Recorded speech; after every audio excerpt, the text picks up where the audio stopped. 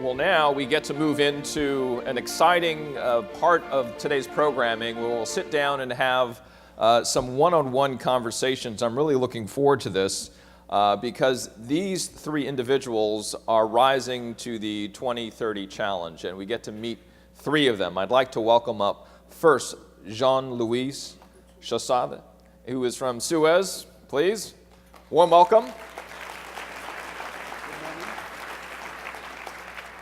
So let's dig straight into this if we can, Jean-Louis, and that is, how do you define leadership when it comes to the SDGs? It's a really good question. I think that leadership means visions.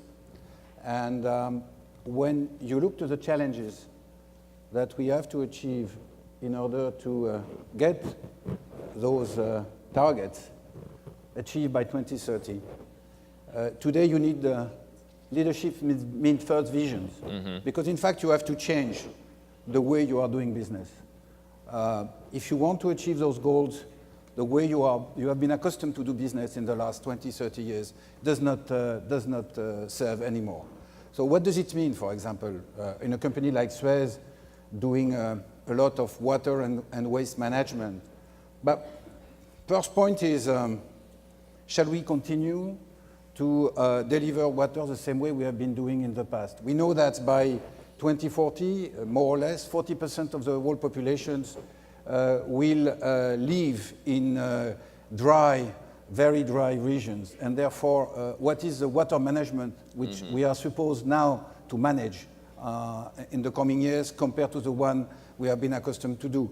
In terms of resources, and Suez often is talking about the revolutions, resource revolutions, we cannot continue to get from the mother planet all the resources we want just to grow faster and faster and to provide goods to everybody around the world. We need to try to say that the resources we have, we cannot expand anymore.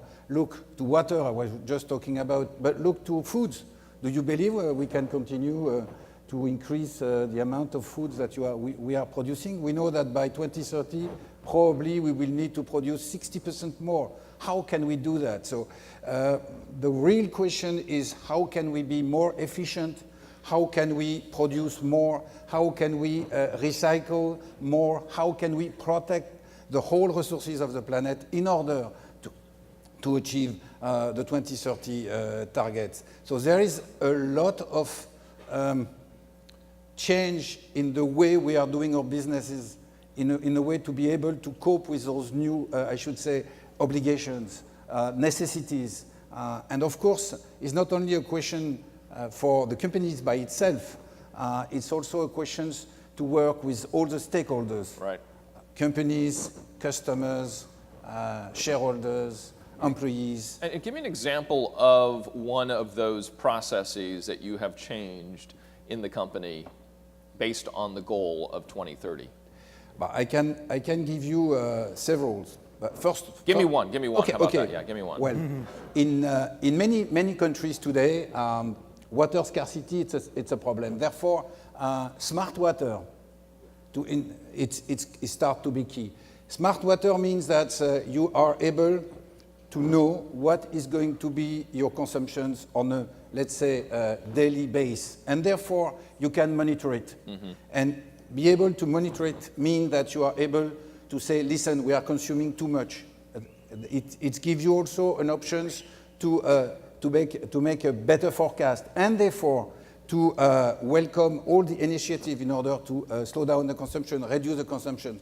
Consumption of water could go in some countries up to 1,000 liters per inhabitant, down to 80, 90, and with 90 liters per day, you can live very well, no problem. So smart metering, it's a one way to get the right information in order to take the right decision. Using technology to achieve the SDGs. Absolutely. So Jean-Louis, how do you communicate this affected business strategy and practice to the entire institution, to all of the stakeholders that are there and work at Suez? How do you talk about being part of the Global Compact?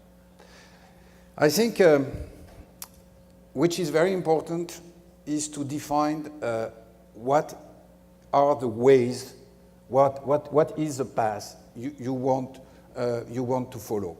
And to communicate, you have to know what you want. And in the case of Suez, for example, we believe strongly that what I said before, the revolution of resources, the resource revolutions, it's a key element. It means, for example, that if we want to avoid to have too much CO2 emissions, we probably need to pay for the externalities. This is a worldwide communications that you can we can discuss. And Paul Polman has exactly said the same thing.